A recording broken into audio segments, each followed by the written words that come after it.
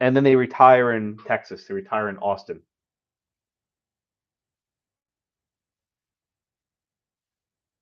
Husband dies, leaves his wife out of his will.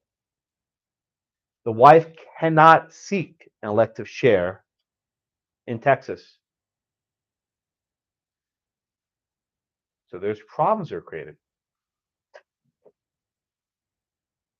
So let's take a look at what was question 5A. Okay, question 5A. Husband and wife are married. Husband has $100,000 in his separate savings account. Husband and wife move to Texas. Husband leaves a will, dividing all property to his son. The couple had not accumulated any community property. Husband dies. His only asset was a savings account. Which of the following statements are true? Let's do this for a poll, please. Multiple choice. Okay. The wife receives 0. Son receives 100. Wife receives 25. Son receives 75. Wife receives 50. Son receives 50. And the wife receives 100, and the son receives 0.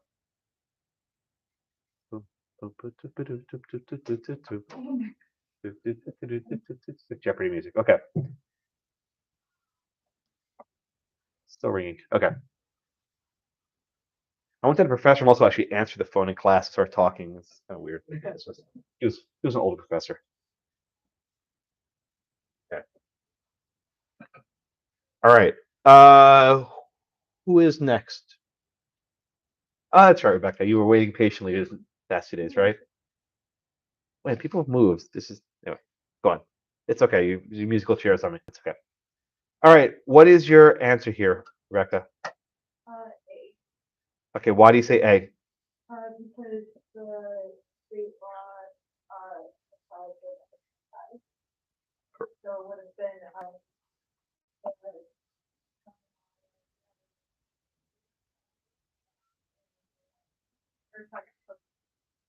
Start over. I think you said the opposite what you meant.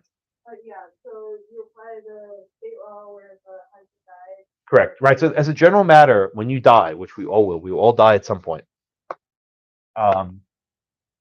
Your estate goes to what's called probate, right? Probate is a legal process where your assets are sort of divided up. When you die in Texas, your assets will be probated in Texas. Okay, go on, Rebecca. Continue. Oh, so I was just saying.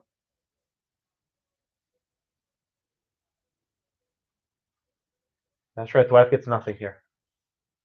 About half of you got this right. Some of you put the wife gets 25. Some of you put the wife gets 50. Those are not correct. Right? The wife would only get half if he had died in New York or some other common law state. Those of you who put 25, what you might be thinking is that the husband can only leave half of his assets to the son, and the wife gets the other half. But that presumes the bank account is community property, which is not. The bank account is separate property. It's never changed or transmuted. It remains separate property. So the answer here is A. Questions on number 5A? Half of you got it wrong, so hopefully it's self-evident. No, I don't believe you, but I'll go on. Is that a hand? Yeah. Go for it.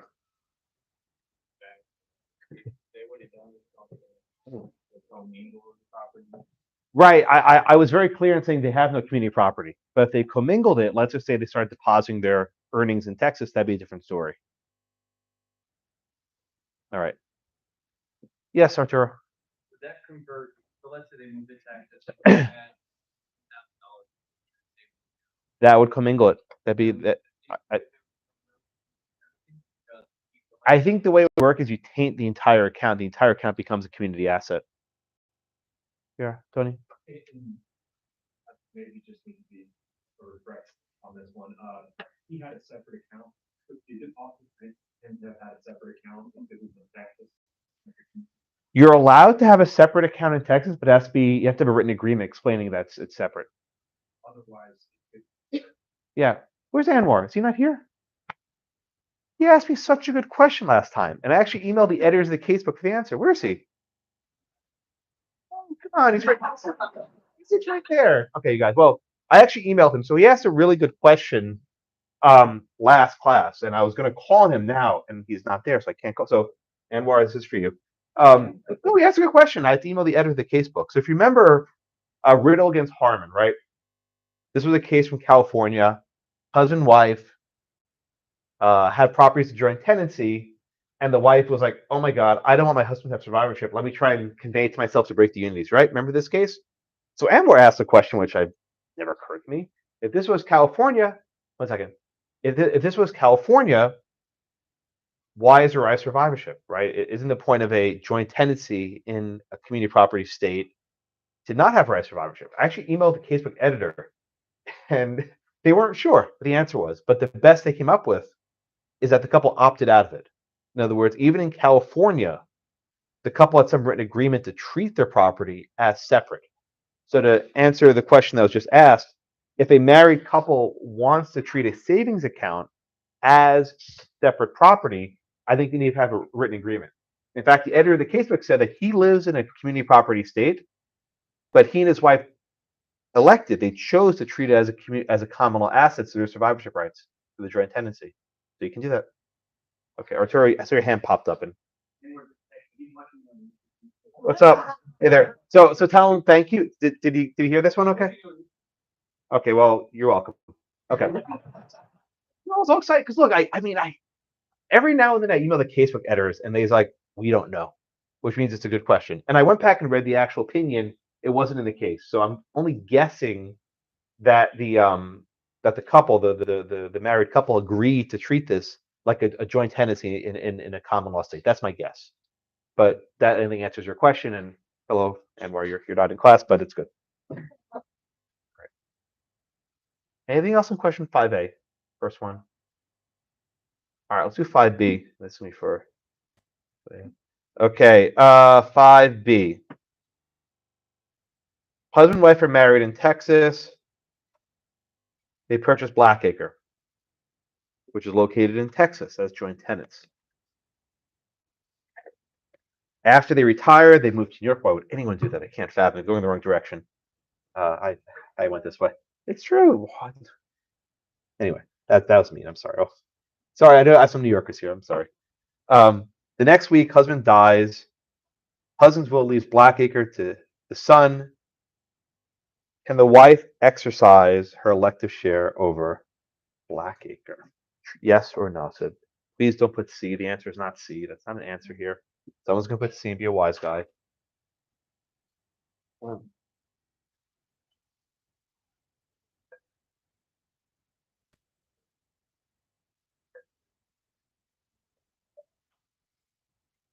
right. Another 10 seconds or so. Okay. I think it should have one. Okay. What do you think? I believe the answer is B. Why do you say no? Because Texas, so the rule of Texas applies, because that's where they were married, and it doesn't seem like they had time to transmute the property when they lived in New York. Can you transmute property that stays in one place? Well, you can actually. This is the question Anwar posed, right? So if the couple were living in Texas and they chose to treat this as a common law property, could they do that?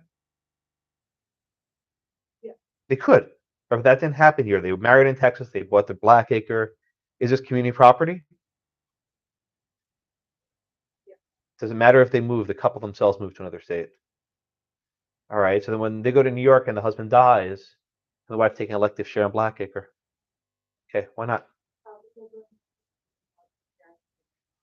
But you can take an elective share in New York. New York does permit elective share. That's what's probated. So you sure about your answer? Yes.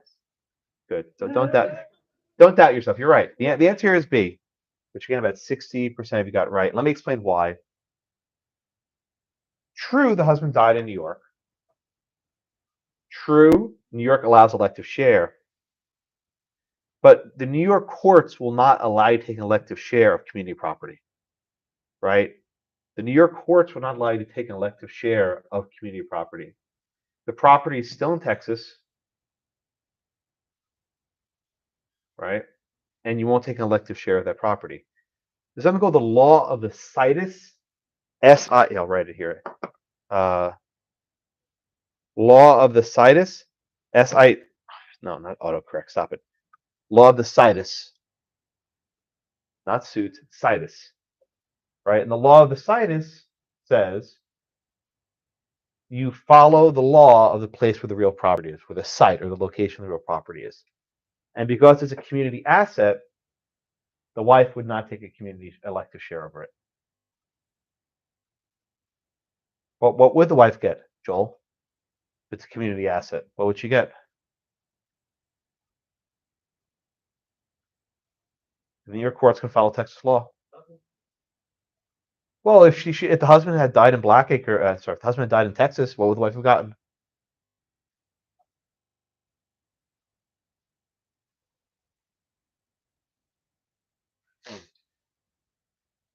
Let's say they never moved and they own Blackacre in Texas as joint tenants, and the husband died.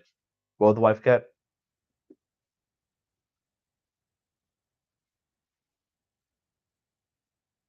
What are the rules for joint tenancies in Texas?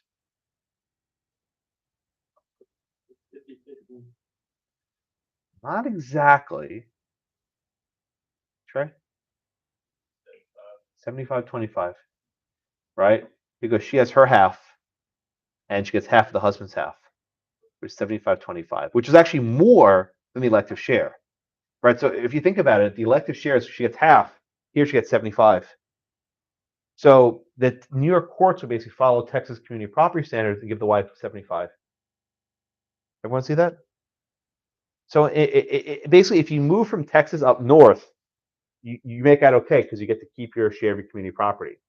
But if you move from New York down south and you don't reach an agreement or transmutation, you get 0. Isn't that crazy? Yeah.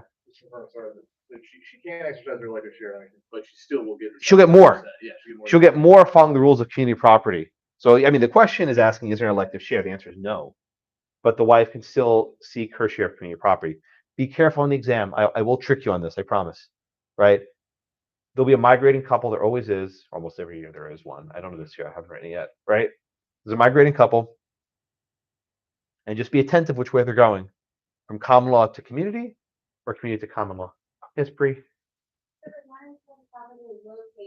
For real property, yes. A bank account is portable, right? A bank account doesn't really matter where you are. But Blackacre is fixed. Contradicting one says that depends on the domicile of the spouse when the property was acquired. One says domicile again. Well, we're talking about different things. I don't have your notes in front of me, but when they acquire Blackacre, right? They lived in Texas, right? So it became community property under Texas law, right? The harder case is, let's say they live in New York, they're domiciled in New York, and they buy a vacation property in Austin, right? That would not be a community property because they acquired it while domiciled in a common law state. So it matters both the domicile at the time of the property being acquired and also where they are when they die. Vacation homes get a little tricky. I think what I meant in my notes was it wasn't real property. Just a bank account. Yeah. A bank account is different because let's say you have a bank account, right? Just say it's like Bank of America, right, or Chase or something, and you acquire it in New York with $100,000, and then you keep depositing money into that account in Texas, it becomes community property. All the items that are movable but aren't erased, like I got stuff inside the house. Right. The example that we use, the book uses a horse, right? So let's say you buy a horse in Texas and then you bring it down to be stabled you buy a horse in New York, it's separate property, and you bring it down to be stabled in in Texas. That would retain its characterization as separate property. I mean, arguably, if you're paying for the upkeep of the horse, maybe you can say it's commingling, but it becomes a little trickier. Yeah, Andres? But is it fair to say that the law of Situs is Real property. real? Yeah. That- property yeah. is covered by the law of the state that individuals were domiciled. No, where the property is located. But what about that example? Right. Well, it's actually both. So it would have to be. Well, no. So what I said was correct, but let me explain why. Right. If you're married in Texas, you're in your domicile there, right? You apply the law where the real property is located, right? Which is the law of the state in which you're domiciled. So I know what you're asking me. Let me try this one more time. You look at both factors, right? If you're domiciled in Texas, it becomes community property by virtue of the fact that you're domiciled in Texas, right? And it keeps that characterization, it doesn't change, right? If you then move to another state, it remains as community property because that is where you're domiciled when you purchase Blackacre. Okay, but then the other example, let's say you live in New York and you buy a vacation home in Austin, right? Even though the property is located in Texas, because you were domiciled in New York at the time, it's separate property, it's common law property. And still, the law of the sites would say what was the characterization at the time it was acquired, right? So does that make a little more sense? Yeah, so but from what you just said, it seems like the main factor you have to look at is where the individuals were domiciled when they purchased the property, not actually where the property sits. Correct. And the only reason why I'm just going to caveat a little bit is because if the couple then moves again to New York, it doesn't change the characterization, right? So the law of the situs refers to the law in place where the property is located, which would reflect what it was when it was acquired. I know that we're getting. So let me take a little bit of step back. I'm on a curb. Someone left. There's something called conflict of laws, right? Have you heard of this class? It's never offered here, but it's important, right? What happens if you make a contract in one state and the contract's enforced in a different state and there's a breach, right? Right. Which law do you apply? It depends, right? Let's say there's a tort, right? Right. A tort between a person who lives in one state. Let's say I live in Texas, you live in Oklahoma, we have a tort in Nebraska. Which law do you apply? The law of the form. So let's say there's a gets eerie quickly, yeah. Let's say there's a property dispute, right? Let's say you have a contract formed in one state over property in a second state that'll be enforced in a third state.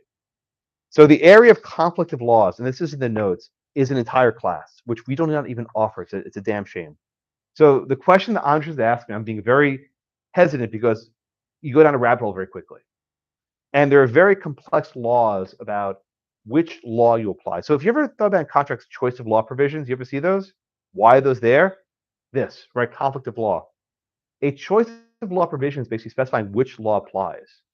But if you do not have a choice of law provision, there are very complex rules to apply the common law or the community property standard.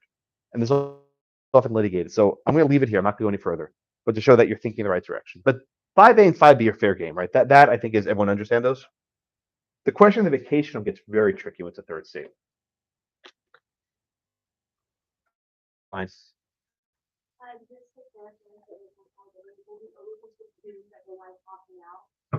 Yeah, that's what your question last time, I remember. Yeah. I mean, assume people do what's rational for them. If it's a choice of getting some money or no money, they want some money. But in 5B, she actually gets more money through the community standard. You presume what's rational. I think that's the better, which will get you more money. I need to move on. All right, everyone get this? This is why I didn't try to do this in 5 minutes last week. We've never finished it. I know because you guys are more talkative. It's just I can just peg how long something takes. All right. So let's move on to today's topic and talking about leaseholds. Now I screwed up this morning and I told them something wrong. So I'm gonna fix it here. I'll fix it for them on Thursday. So if anyone asks, say Josh Blackman apologizes, I screwed up the morning. But I'll do it correct here, I think. I hope at least. If it makes you feel better, I have to go to another professor and check on this, and he didn't know the answer either. So there's a question that was asked and I screwed up on it, and I'm gonna clean up in class on Thursday. But you'll never know because you weren't there. Sure. All right. Leaseholds. Now, I assume most of you either currently have a lease or have had a lease at some point in the past. But the language that you use to describe your lease is probably not accurate. And when you're doing the terminology today, just pay very close attention to these three terms. All right, so there are three kinds of leaseholds. Okay. Now, before I tell you the three kinds, what is a leasehold? A leasehold was not a fee interest. Was not a fee interest. What do I mean by that? A fee interest, like a fee simple or fee simple determinable, required livery of season, right? The twiggle, the clump of dirt, etc. A leasehold did not require any of that. Okay, now livery of season's been abolished, so that doesn't really matter anymore. But leaseholds and fee interests are very different. All right, so just keep them separate in your minds. There are three kinds of the leaseholds. The most common is a term of years. This is the one that probably almost all of you have with your current apartments. The term of years. The second kind of leasehold is called the periodic tenancy. The periodic tenancy. The third type of leasehold is called the tenancy at will. The third type of leasehold is called the tenancy at will. All right. Well, it takes about an hour to go through all three of these. It's early, so something like that. With each of these tenancies, I want to accomplish two goals. I want you to decide how long is the tenancy, that is, what is the duration? And second, what happens when the lease is terminated, right? So how long does it last, and how can you terminate the lease? Right, those are the two questions. What's the duration, and how can you terminate the lease? All right. All right. So I'll start with a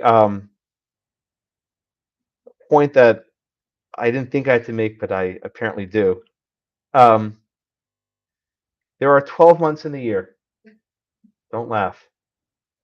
Some days have 28. I'm sorry. Some months have 28 days. Don't laugh. Don't please. Really, don't laugh. Some months have 28 days, right? Some days have 29 months if there's a leap year. Some days have 30 months.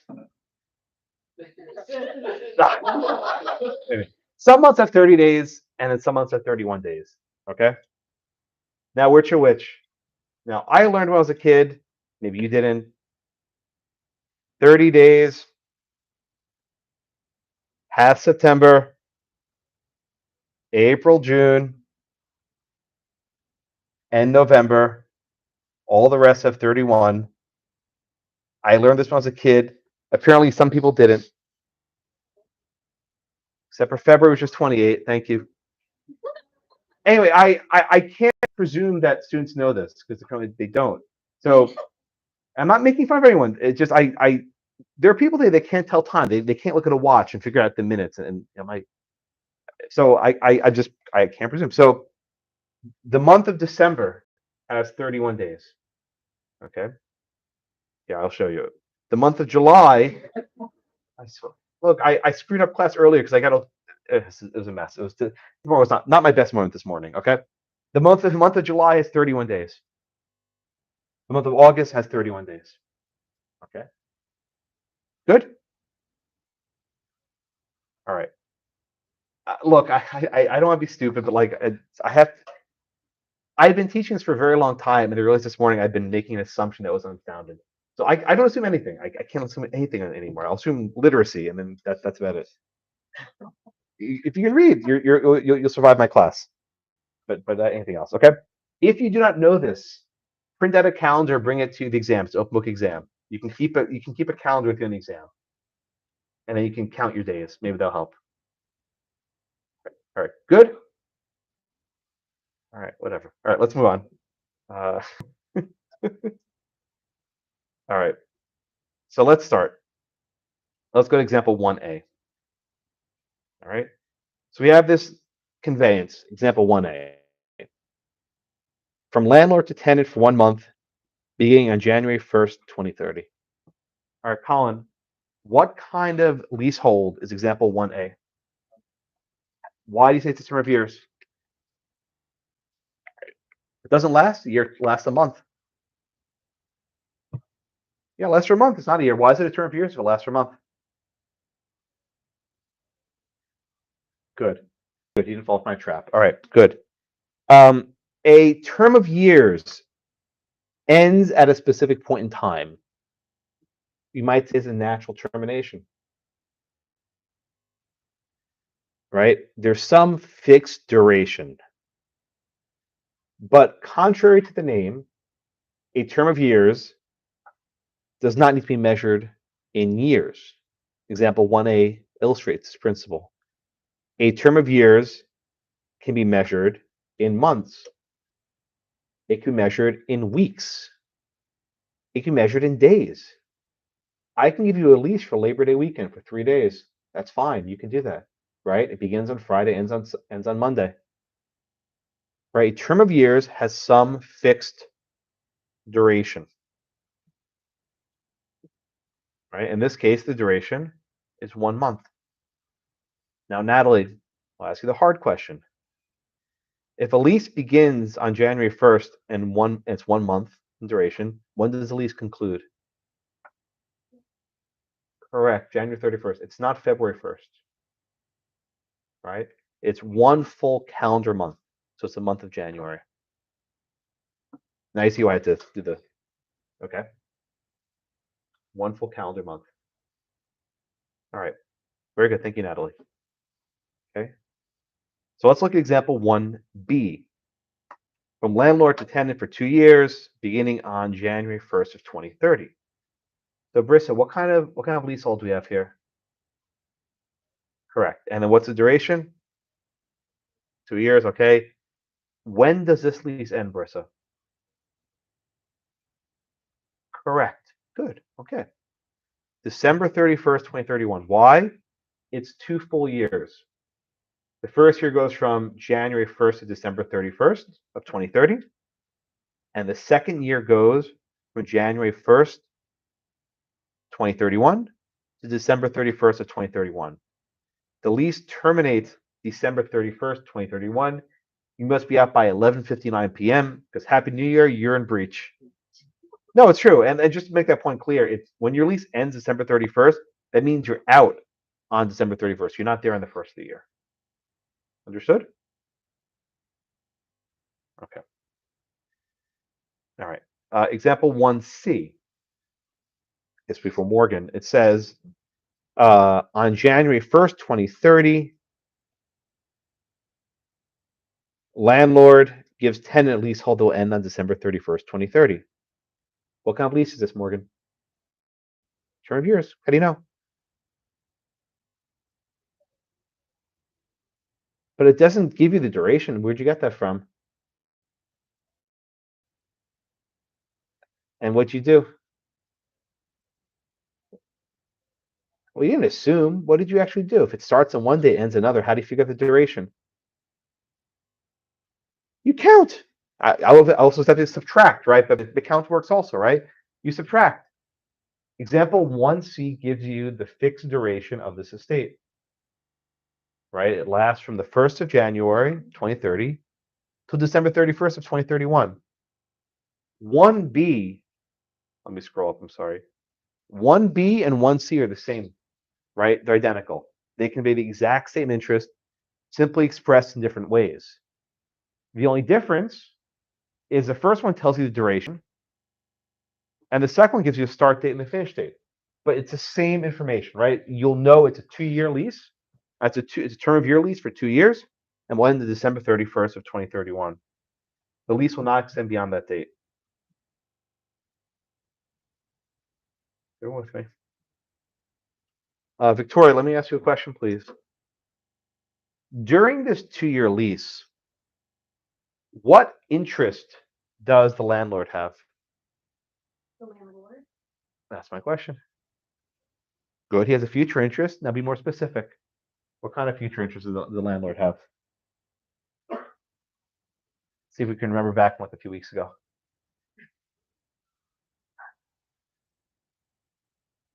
Let's see if we can help with this, Victoria. At what point does the landlord get Blackacre back?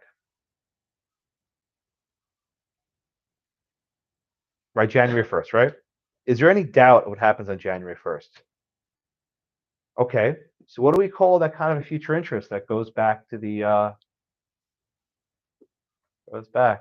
What do we call that?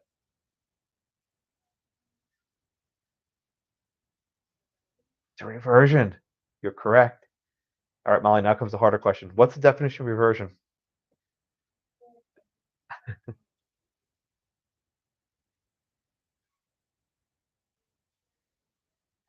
Good.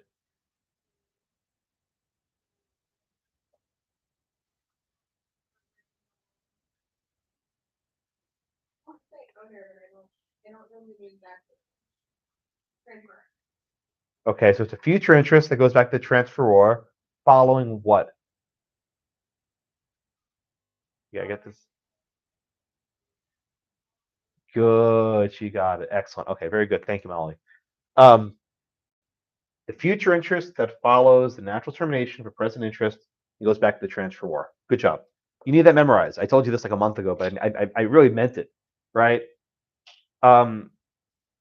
It's very easy for me to mix up a lease question with a future interest question. Now you see why. The landlord has a future interest. It's reversion. He gets it back after the termination of the lease. It ends December 31st. That's it. Goes back to the landlord. That's a reversion right there. And I don't know if you remember this, but it's in your notes. When I first introduced reversion, I gave you 2 examples. I gave you a life estate. I gave you a term of years. Check your notes this there, I promise. Right? So I actually taught you about term of years like a month ago. But those are the 2 examples, at least I can think of, where the future interest is reversion, where there's a life estate, reversion, and a term of years. Is that a hand? Could you like write out how you would want like a with all of these things? Like how you would want it. Like I know how to write the reversion portion. So it would just be Oh, I know what you want me to do.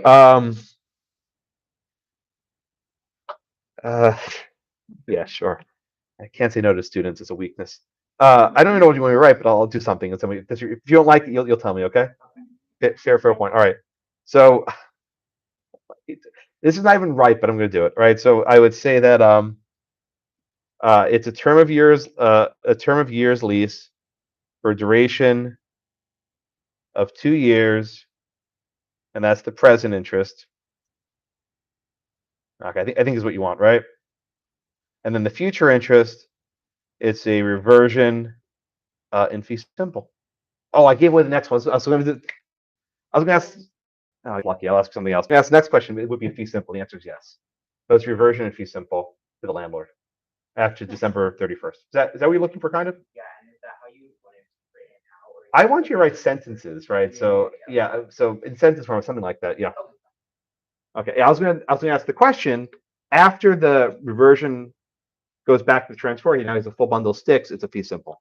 That was my next question, which I inadvertently just blabbed out. Any question, hand up?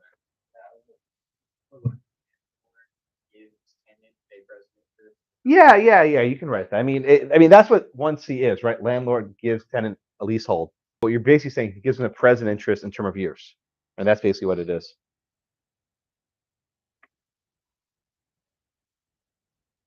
All right, that wasn't bad. Question so far. Okay, good. So far, I think so good. All right, so now we go into question question number 2. All right, now we get to what's called the periodic tenancy. Periodic tenancy. The word period refers to a measure of time, right? I mean, it's not the thing end of a sentence, it's a measure of time. Right? Think of like when you were in high school, first period, second period, right? Period is a measure of time. Do you have zero period? We have zero period. We have that in New York. We basically start like at 6:30. It was awful. I was listening to the radio that now high schools are starting like at 9 a.m. and I start like at 7. We started really early. We had zero period. It was like at 6. We had an SAT class at 6:30. It was really early. Anyway, yeah, yeah. We're from school. We were in school all day. All right. We also didn't have phones to, back in the day. There was no TikTok, if you can imagine. There was a time. There was a world, right? Actually, I actually had a Palm Pilot in high school, a PDA. I was like the first one. This was in late '99 or so, and this is total high school. I actually sat on it and I cracked it. I was so sad.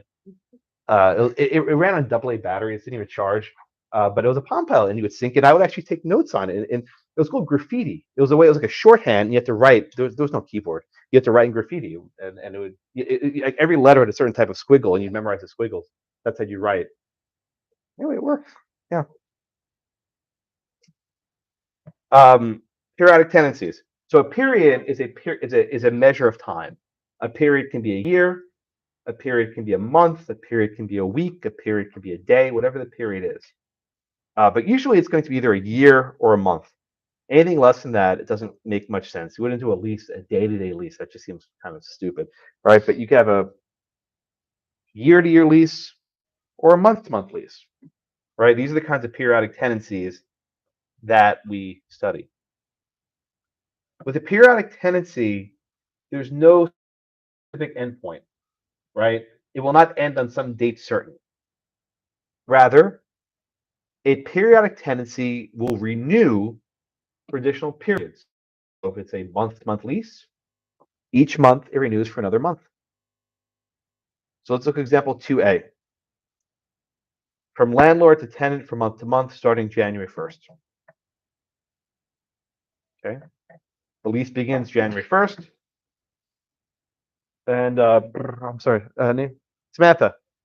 So example number 2A, lease begins January 1st. What happens on February 1st? What do you mean starts over?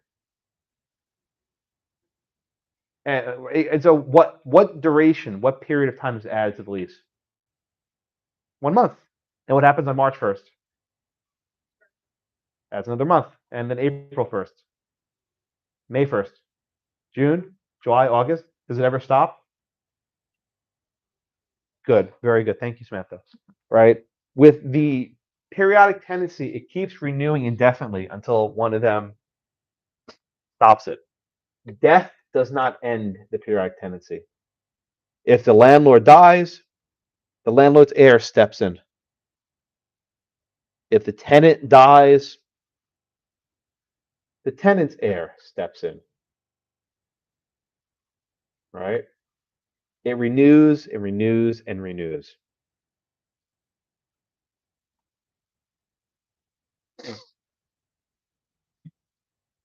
Okay? Yes, sir. They're not common, right? They're not common. And the reason why is it makes it very hard to increase the rent. Right? With a periodic tenancy, in theory at least, the rent is fixed, unless you have some sort of clause saying it increases X, each month. So today, almost all leases are term of years, right? It's very rare to have a periodic tenancy, and it's even more rare to have it at will. That those almost never happen. Daniel, You know, in a lot of leases, you have to notify the landlord if you are or aren't going to renew your. we'll get to notice in a bit. I saw a hand someone there. No, yeah.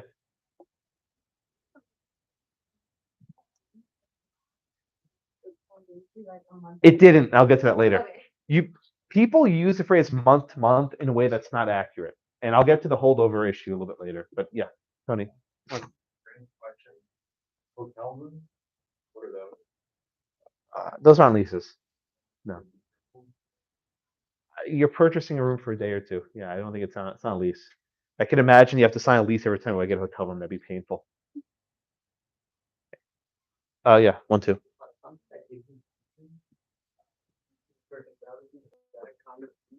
A license, isn't it? I don't think it's no, a lease is specific. It's specific property interest. I don't think. Jim. No, no, no, no, State of state. no, no, no. How would we define that regard? Term you were discussing present interest and future interest, if there's no. It doesn't work that way, unfortunately. And this is why I was somewhat avoiding Tamika's question because I knew what the follow-up was going to be, right? With a periodic tenancy, there may never be a future interest, in theory at least. It can go on forever. And don't you dare say it's a possibility of reversion. Don't even call it that, right? Because it's not a thing. But you can't really describe it that way because if everything sort of stays the status quo, it'll go on forever. I mean, look at this thing as 999-year lease, this insane thing from Connecticut, right? Leaseholds can last a very long time. At least there, in 1,000 years, it's going back to someone, going back to Yale University. So I'm going to say no. I'm not going to tell you what the future interest here. It doesn't really exist. It exists, but it's not something that we can characterize. Kevin, was your hand up? I can't remember.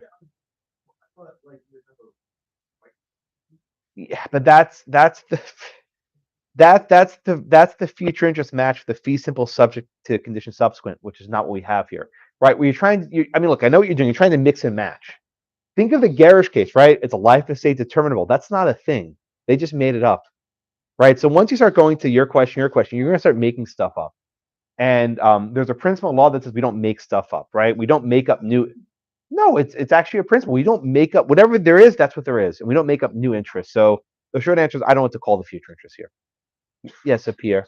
So, in the situation of Airbnbs, because there are some Airbnbs that allow extended stays. Airbnbs are a tricky thing. So some jurisdictions are starting to actually treat. Maybe this was Tony's question a little bit differently. New York and other places are trying to ban Airbnb.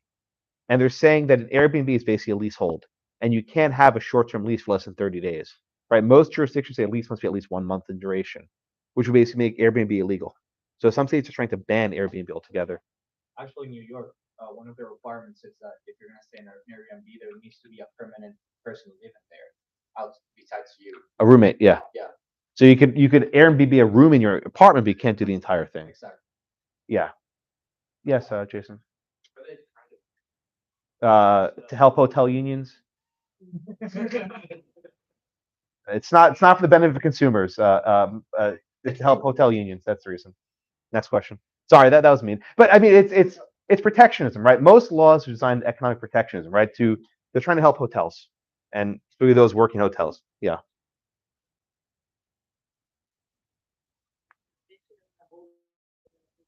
It was a party house, and like the houses wanted to sell next to them, but no one wanted to buy a house next to a party house. So it was like a big issue. Were the people Airbnb-ing it? Yeah. Right. So I mean, look, there are.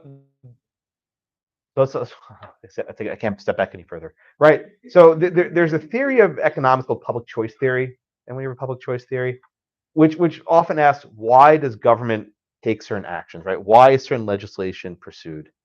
And usually the answer is because someone has an economic benefit in that legislation. This is not too controversial. In New York, at least, the primary opponents of Airbnb are those who are losing money, right? If I could choose to spend $400 a night at an expensive hotel or get an Airbnb for $75, I know which one I'm going to pick, right? And hotels, at least before the pandemic, were losing occupancy to Airbnb. So they responded to that by trying to shut down and make it harder to use it. It's the same thing with Uber and rideshare. Right, taxis and other groups lobbied New York City to make it very difficult to have Uber and rideshare. There's basically minimum fees and minimum wages for Uber drivers, which benefit the Uber drivers as well, but are designed to make taxes more palpable. Anyway, that's the short answer. Yeah. In the event of a dispute over a stay at an Airbnb, let's say in a state that has not planned Airbnb, would that then be treated as sort of like a breach? No, because I don't think it's a leasehold, right? I think Airbnb is a contractual nature, right? And there's probably a penalty under your contract, but it's not. You wouldn't evict someone under lease law, right? There's no landlord tenant protections for an Airbnb guest.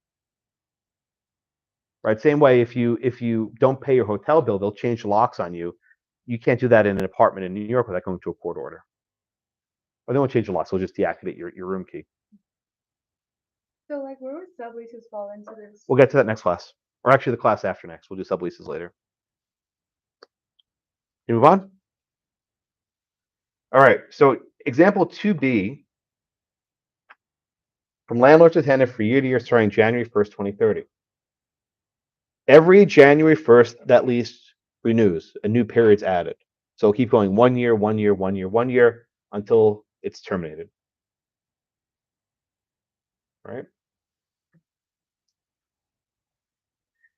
All right, let's go to the last one, number 3, or the last type. This is the tenancy at will. These are very rare. I don't know how many these are actually created today. I can't imagine the number is very high. In example 3A, there is no specific end date.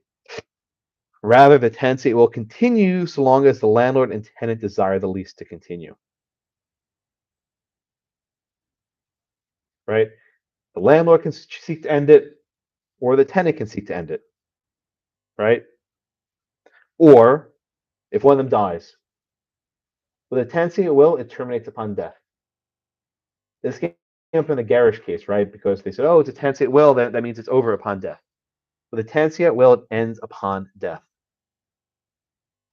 or termination by one of the parties. You can't be forced to stay in a lease, right? So long as you provide sufficient notice, you can get out of it, but eventually they will end. Which is why the Garish case was so weird, because it basically said the landlord was forced to keep this guy as his tenant forever. He couldn't get rid of him until he dies, which is not what a leasehold is. Yes. Just to clarify, because I don't think I heard you very well. So, tenant result is something unilateral? Either one of them can terminate with sufficient notice. We'll get to termination later.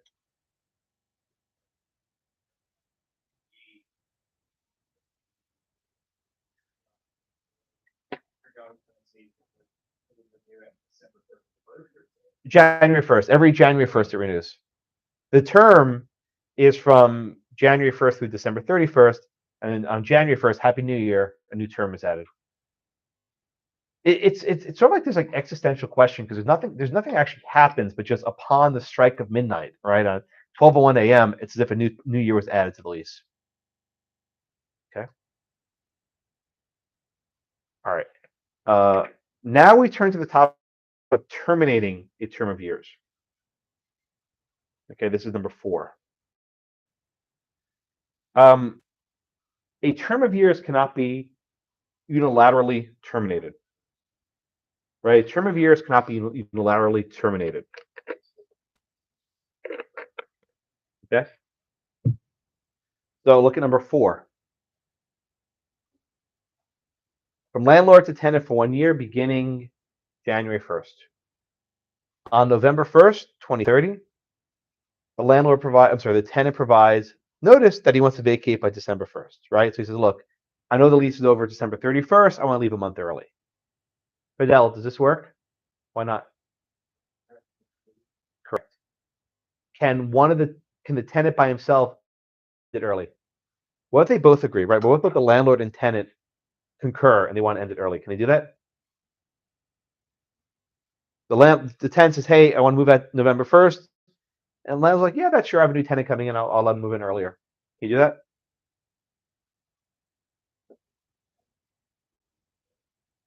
Why aren't you saying yes?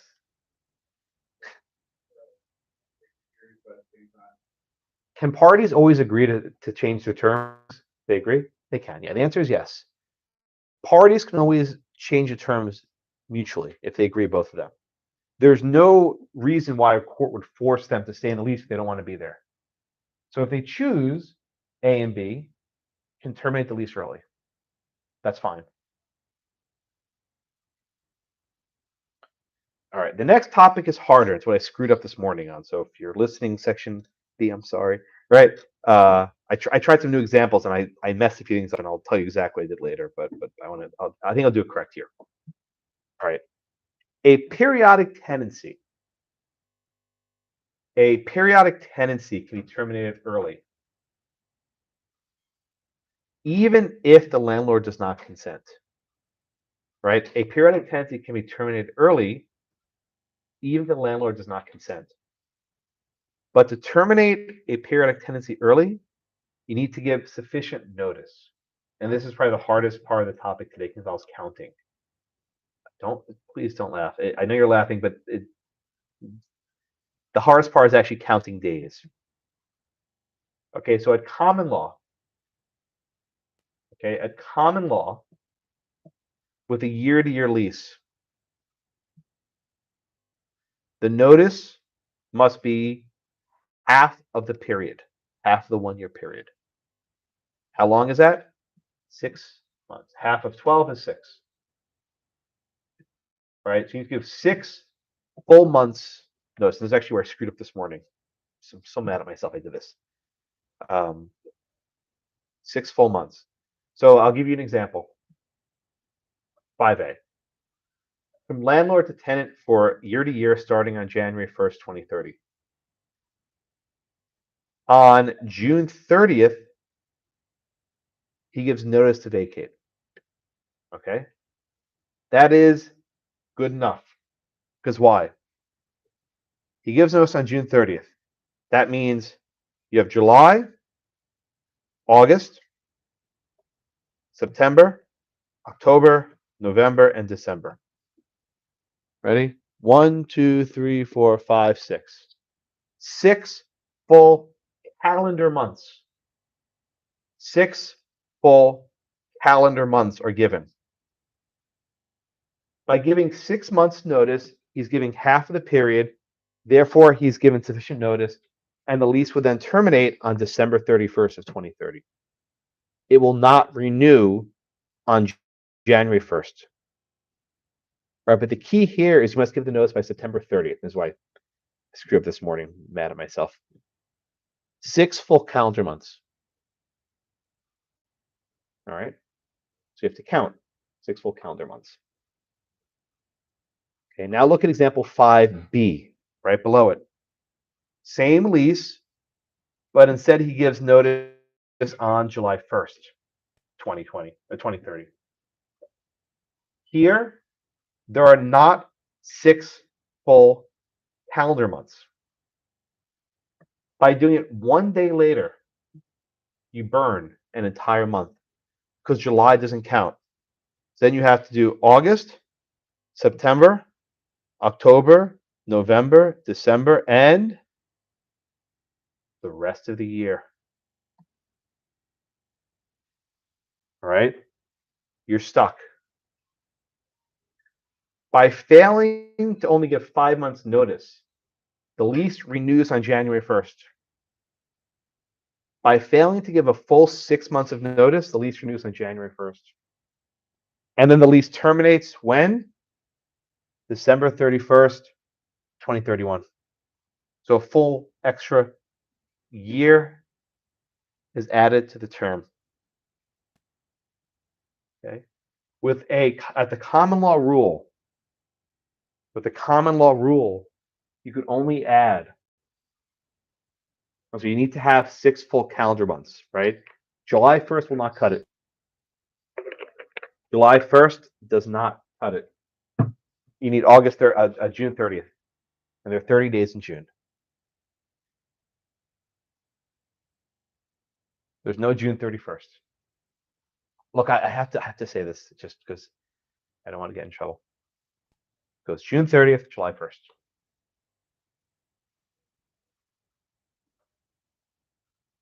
Everyone get that point. Example 5A and 5B. That's the easier one.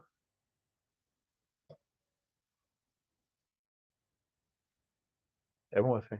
Okay. All right. So far, we've talked about terminating a year-to-year lease at common law.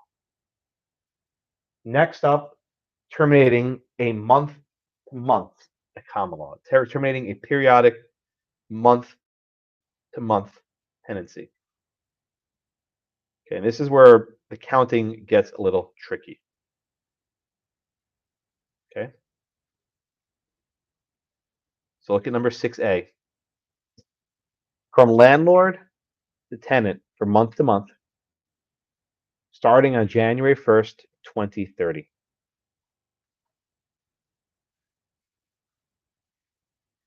I tell you that on June 30th of 2030, the tenant provides the landlord with notice to vacate. Okay, so Dylan, I think you're next. Dylan, if I'm in a common law jurisdiction and I give notice on June 30th of 2030, what will be the termination date of the lease? What date? Thank you. They're 31 days in July. Okay. July 31st is the termination date. Does a tenant pay August rent at all? Correct. All right. So in 6A, the termination date is July 31st. Why? You have a full month, a full calendar month notice. At common law, with a month-to-month lease, we must provide a full period, which is a full calendar month. At common law, with a month-to-month lease, you must provide a full period, 1 month. See the difference, right? For a year to year, it's half a period, that is 6 months. For a month to month, it's 1 period, which is a single month. Difference, for year to year, it's half a period. For month to month, it's 1 period. Just have to memorize that. There's not a good reason why, but those are the rules. So in example 6A, the tenant will have to be out July 31st and does not have to pay August rent. Good? All right, this will be for Nick, will be question 6B. Question 6B says, from landlord to tenant from month to month, starting on January 1st. But I tell you, on July 1st, the tenant gives notice. All right, Nick. So he gives notice on July 1st. What is the termination date of this lease? Correct. Why August 31st? Why is it not July 31st?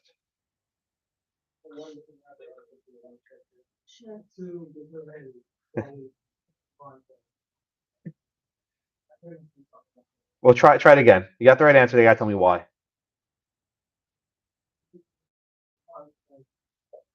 What period of? I'm sorry, Nick. Let's try this one. What period of notice must be given to terminate with a month-to-month lease? 1 month period. And what is one whole period here? A calendar month. If you give notice on July 1st, can you give a full calendar month for July? Correct. By giving notice on July 1st doesn't count. You only give them partial month, even though it's 30 days out of the month, right? That doesn't count. So what the full month will be the full month of August. And then August 31st, what happens, Nick? It's use terminate, not cancel, right? Cancel what they do to me, right? So you terminate the lease. There it is. You terminate the lease August 31st, right? The lease terminates August 31st. Therefore, the tenant must pay August rent. See the difference a day makes, right? The day makes a huge difference. And the reason why I screwed this up this morning, and a student asked me this question, and he asked the question, do you count the day in which you give notice for counting the month? And no one ever asked me that before. And the answer is no. I actually looked it up in Texas law. You do not count the day you give notice. So July 1st doesn't count. You got to do it June 30th. And I asked him, the professor, he didn't know either here. I actually had to look it up. I did research on my lunch break and I actually get paid for my job once, right? Earn my keep. And the answer is in Texas, at least in Texas, you don't count the day you file notice. That's why it's got to be by June 30th. Yes, Andres? A little bit louder in here. I'm sorry.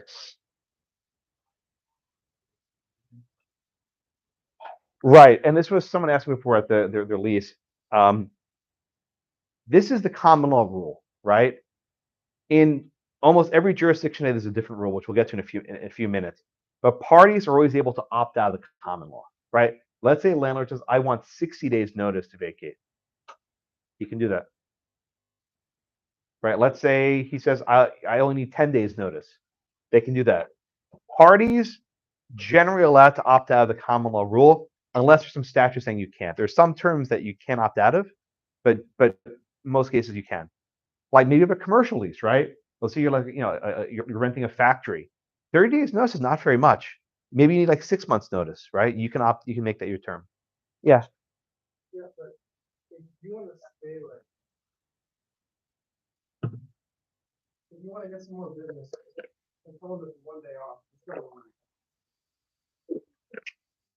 Right. Okay. Well, we'll do this. So let me repeat the question, right?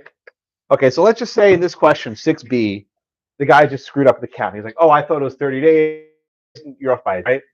Is the landlord going to be a jerk? Yeah. Are landlords sticklers? It depends. It depends if there's another tenant lined up, right? Let's say that there's another tenant lined up and there's a waiting list. They'll say, fine, we'll just charge you for 1 day rent, right?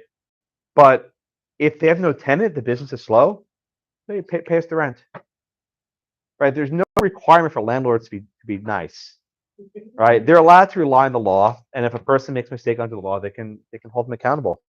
We'll do a case, I think it's next class, where a tenant doesn't move out, and then the other tenant shows like, hey, this is my lease. Why are you still here? Why are you holding over?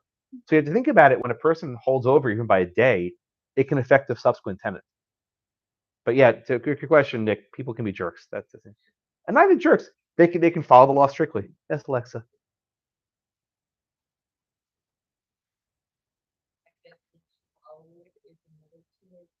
We'll do that next class. There's a duty to mitigate. So if another tenant's paying you rent, you can't collect rent from two people, right? So only you can't double dip. That's an unjust enrichment, so to speak, right? So if you're getting rent from one, you can't collect from the other. But we'll do that. That's next class. We'll do that next class. Yes, Jason. The tenant sends the landlord a notice to vacate, but the landlord doesn't necessarily receive it. It's still operational. Right, and this is almost like a civil procedure question, like with service of process, right? And so it's not a stringent service of process, but you must take some care that it actually gets delivered. Like, if you just put it on a piece of paper and you crumple it, throw it at his window, right? That's probably not going to cut it. But most landlords require written notice to be submitted to their office X days in advance, and so there's not going to be any jeopardy. But imagine you mail it, right? And instead of getting to arrive to him by the 30th of the month, it comes by the 1st of the month over the weekend. You just burned a month of rent. So as you mentioned, leasehold on term of years cannot be unilaterally terminated. Correct.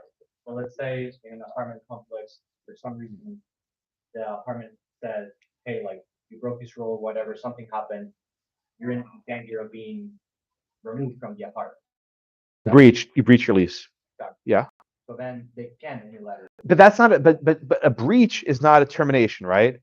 With the examples I'm giving so far, if you follow your lease, you pay your rent, and you're a good citizen, they can't kick you out. If you breach the lease, that's a different story. You can unilaterally evict someone. We'll talk about eviction next week. Anything else on 6B? Yeah, I screwed up this morning because I was counting the day in which notice is provided, and in Texas, you do not count that day. So I'm actually really mad at myself because I've been doing this wrong for a couple semesters. But you live and learn. We all. I checked 3 textbooks. None of them had the answer to this, so I had to actually dig it up myself. I checked the 3 property books I checked. None of them had this answer, so I looked up myself. So I mean, but it's a point though. If I can't figure this crap out, how's the tenant supposed to figure it out? Right? Seriously, if you're supposed to like actually give notice of getting evicted, how are they supposed to figure it out if I can't figure it out? So you're going to do an hour of research on my lunch break. All right. Okay. Let's move on. All right. So in the common law, you need to give 1 full period, which is a month, in this case at least. The modern approach is actually harder in a way. Well, it's both easier and harder. With the modern approach and the month-to-month lease, you must give 30 days notice to vacate. 30 days notice to vacate. 30 days is usually less than a calendar month, right? 30 days is usually going to be less than a calendar month.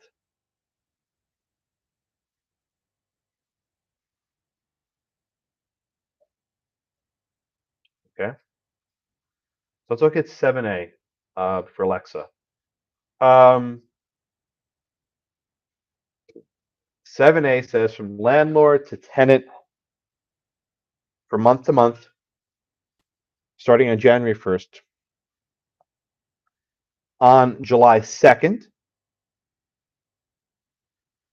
the tenant provides the landlord with notice to vacate.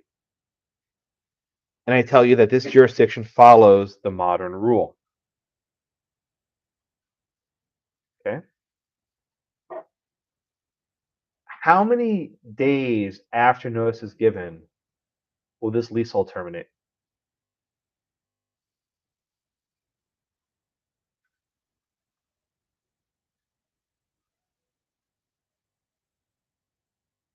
I'm sorry, louder? Well, you answered my question correctly, but how many days notice must be given? 30, okay? What is going to be 30 days from July 2nd? That is correct. Okay, and I'm going to do this because I want you all to see this, because it actually doesn't matter, right? You do not count the day in which notice was given. That's why I messed up earlier today, right? You don't count that day. Right? So we don't count July 2nd. Ready? 1, 2, 3, 4, 5, 6, 7, 8, 9, 10, 11, 12, 13, 14, 15, 16, 17, 18, 19, 20, 21, 22, 23, 24, 25, 26, 27, 28, 29. What'd you say, Alexa? Correct. 30. Okay? Everyone see how I counted that? This is why I messed up this morning. I'm so mad at myself. You do not count the first day, the July 2nd, the date that notice was given. That's under Texas law, so if you don't like it, take it up with the legislature. You do not count July 2nd. Okay? So Alexa, my follow-up question for you, do you need to pay rent for all of August in this question? What rent do you pay for then? Correct. You pay rent for one day. You prorate it. Right? So let's say it's a $3,000 a month rent. It might be about $100 for just for the August 1st. But you see the difference, right? Under the common law rule in 6B, you're paying for all the August rent. This was Nick's question, August 31st. Under the modern rule, with basically these tax backs, you do not pay the August rent. So it really does matter when you give notice, right? So the modern rule is a little bit more generous, right? You're not on the hook for that many days. So if you miss, your postmark is by one date off, whatever, right? You might pay a day or two of rent. Nick, was your hand up? Okay. Everyone see why 7A and 6B come out differently with the modern rule and the common law rule?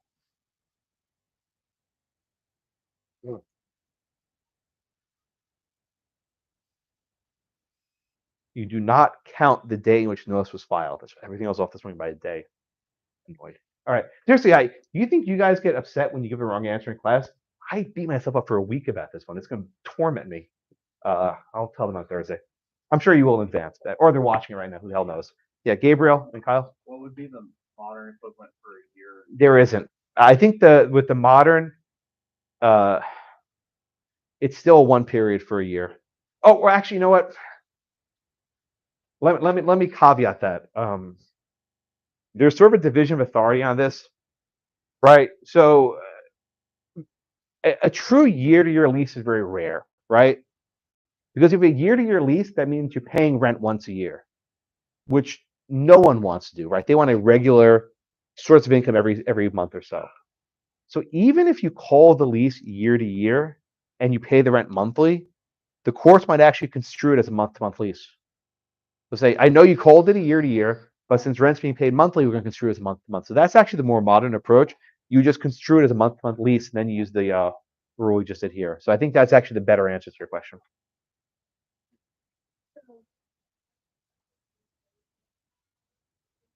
Private notice in July 6th. Have to like sort of adjust that amount of August. Yeah, a couple of days of August, exactly. Right, the modern rule is much more generous to the tenant. Right, maybe Nick's question, would the landlord be a jerk? Yeah, he probably would, and stick you for the full month rent. Here, they can only stick you for 4 or 5 days in a month on your hypothetical. Tony? So the choice, goes it down to whether it's modern or common law for this sort of like the Almost every state's now modern, right? I think even I looked up this afternoon. Texas is modern, and Texas says it's. If you want to see the statute, I'll show it to you. I don't like to bore you, but I think you'll all be lawyers in the state soon enough, God willing. One of my students got his bar results yesterday. He was excited. He's like, I passed. He gets so excited. It's like the best thing you ever see on the internet, right? Anyway, so this is the statute. Oh, this is gonna be hard for you to read. There it is. Okay, nice and big, right?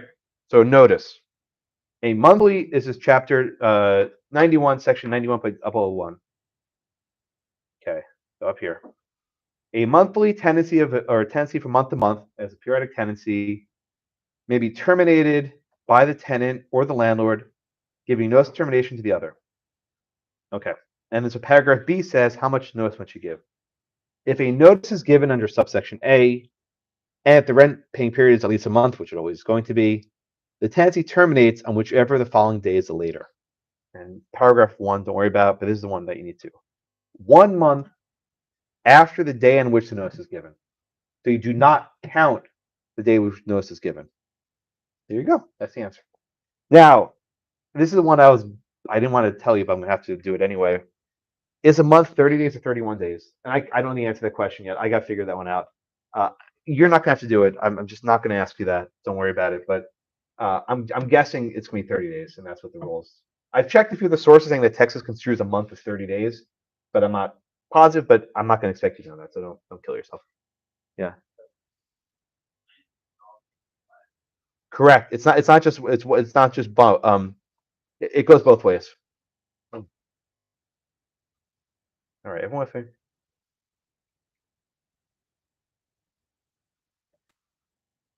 Yeah, it's unfortunate that, or maybe better for you, that if I screw up in the morning, I can fix that afternoon. I almost feel guilty, but it's that's just the way the schedule shook out this year. Okay, that was 7A. Let's do 8. A tenancy at will. The tenancy at will continues so long as the landlord and tenant wish it to continue. If either dies, the leasehold terminates, and it probably becomes periodic tenancy. That's usually how it would translate to, right?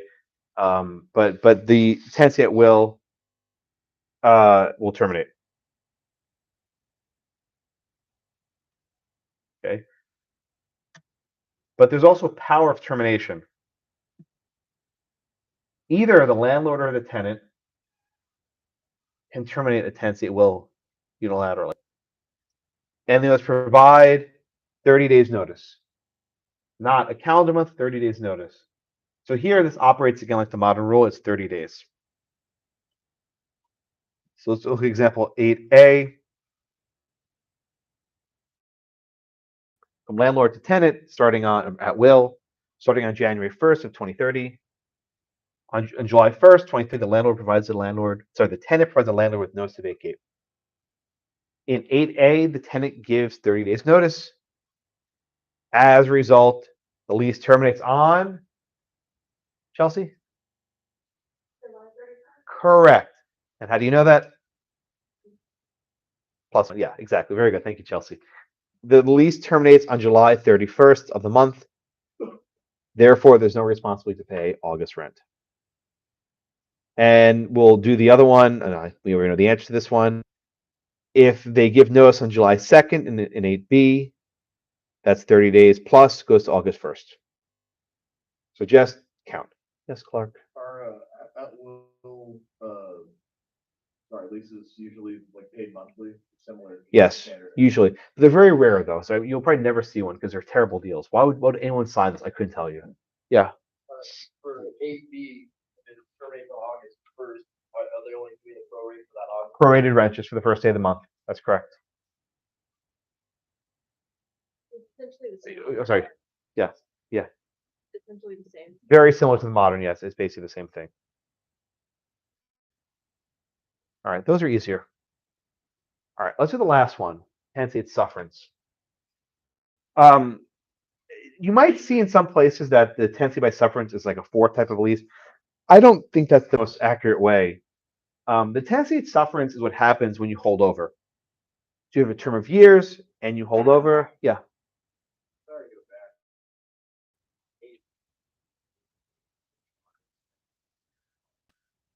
August 1st. Hold on. Here we go. Here we go again.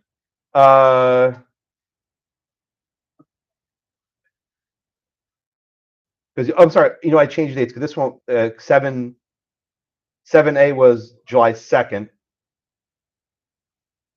and this is July 2nd. No, so it's the same. August 1st. No, right. 7A, July 2nd, and July 2nd, right? So 7A was in 30 days, right? 7A was 30 days,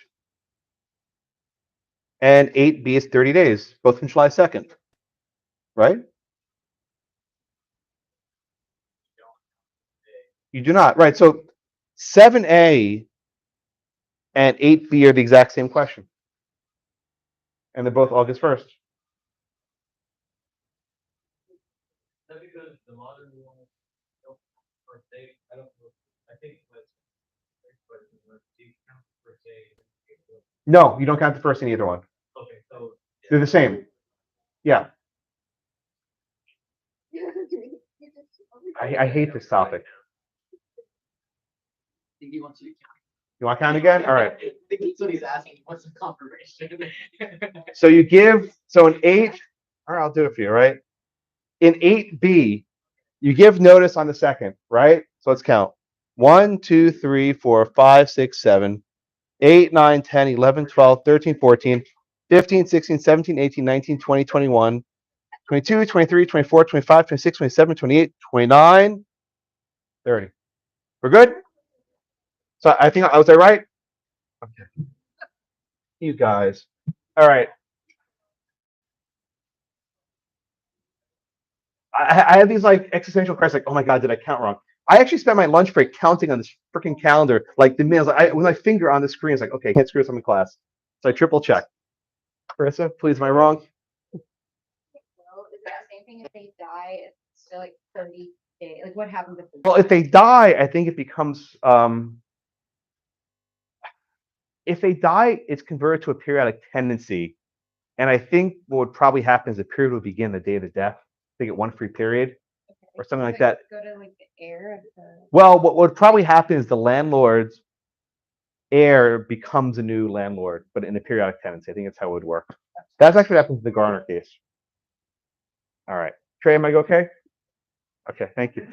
Don't seriously, I have these like exercises like, did I count wrong? I have this doubt that overwhelmed me. Let's do 8. No, we did 8. Let's do 9.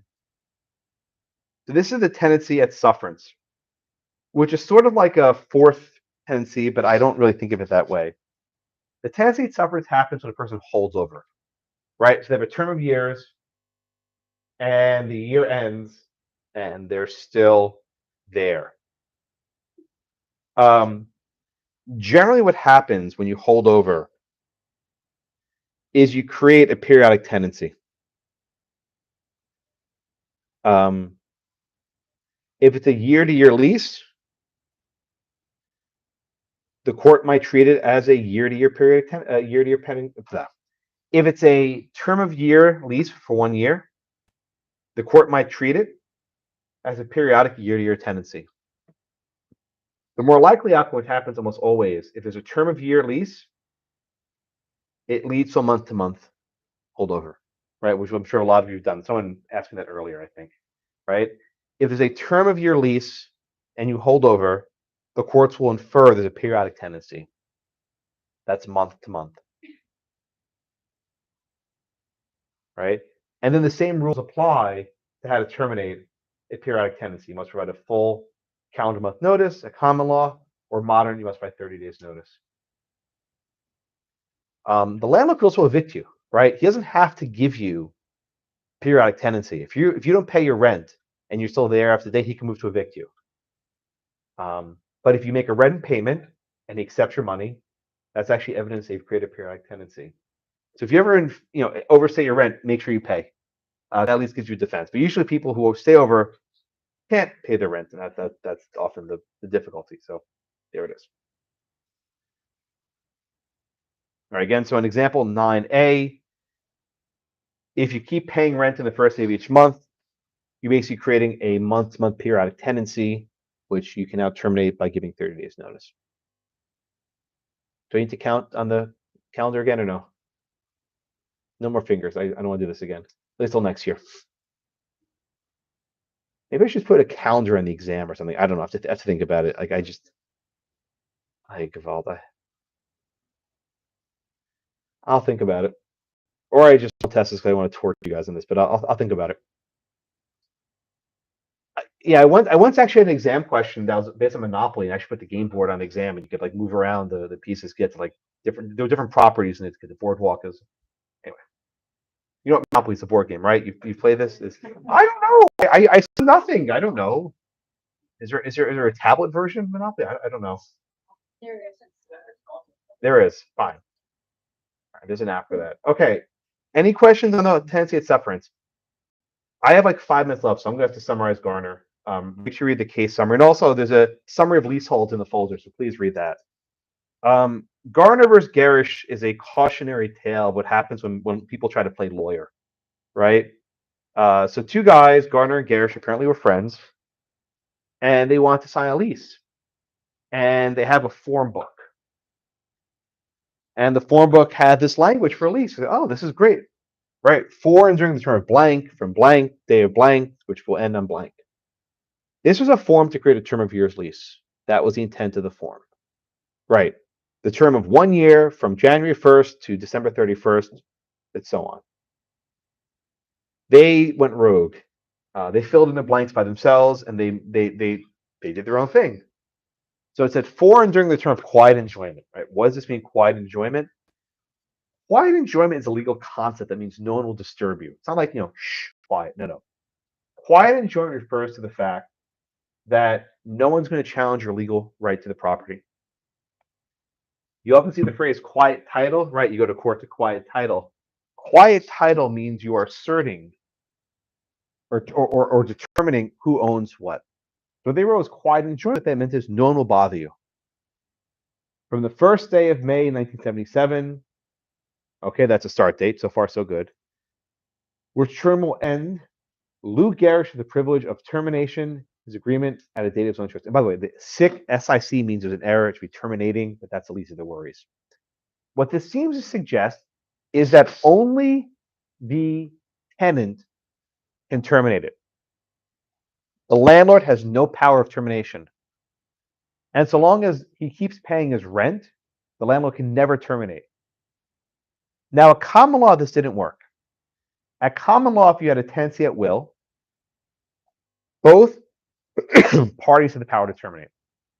But at common law, with the tenancy at will, both parties had the power to terminate. What happens at common law? Someone wrote a contract or a lease that didn't give the landlord the power to terminate. The courts would imply that term. The courts would basically write in with a little pencil and say, well, here it gives only the tenant the right to terminate. We'll give this right to the landlord as well. All right. So this goes to the courts. And the New York court declines to imply this term. Why? They say this is an archaic rule from the common law. We don't like the common law. We'll do our best New Jersey impression. We'll ignore the common law, and we will say this is a tenancy at will that only the tenant can terminate. The landlord cannot terminate it. Wait a minute. That's not a tenancy at will. So they make up a new name. They call it a life estate determinable or a life tenancy determinable. That's not a thing, right? But they make it up because they can do it, right? Determinable means to cut short, like a fee simple determinable. It's basically a life estate. He can stay there. Garish can stay there till the day he dies. And when he dies, it goes back to the landlord. Or Garish can choose to leave. He's not bound to stay there. He can choose to leave. But the court is willing to basically create a new type of leasehold to reflect the intentions of those who wrote this instrument. And they create this life estate determinable. It's not clear you can do that, but whatever. They're the highest court in the state; they're allowed to. Right? But I think what's important here is that fitting a leasehold into one of the three buckets, right? The term of years, the periodic, and the tenancy at will is often hard. And they don't always neatly fit into any of those buckets. So courts will either have to sort of ignore what people wrote or make up a new one altogether. All right, sorry, I summarized that in 3 minutes. I think I got all the points I wanted to. Questions on Garish? Kevin? I don't think so. No, and it's the highest court in the state. Who's going to overturn it? Right? The U.S. Supreme Court has no power here, so this is the final. This is the final say of what happens. Yeah, you don't like it? Well, I mean, if you're saying that it's not a real thing, but it is a real Well, it wasn't a thing beforehand, but they made it a thing. How's that? thing, like everything called for Amen. Yeah. So considering it's not a real thing. Well, now it is a thing. It was. Know that, right? Unless maybe It's a question. It's a case you studied. You got to know it. Okay. It's a thing. What do they call it? The life estate? Determinable. It's almost like a fee simple determinable, but it's a life estate determinable. But it's only determinable at the option of the tenant. The landlord cannot terminate. So I mean, look, it doesn't matter what happens. This guy pays his rent on time. He can't be kicked out. I suspect you can do things like turning off his heat and things like that. There are ways to get a tenant to move, but that might be illegal under New York as well. So you can't get rid of the guy. Yes. Just to confirm the tenancy at sufferance, any of the three we discussed, and if there's a holdover, then It's almost always going to be a tenancy at a term of years, because if it's periodic, it just renews automatically, right? But let's say the landlord gives notice to vacate in a periodic tenancy and the guy holds over, then you can have another periodic tenancy. So really the tenancy at sufferance can follow anything if there's a sufficient notice to vacate. Alyssa? So would we really even know life estate determinable for that state? Or is it gonna be applicable to? I don't know.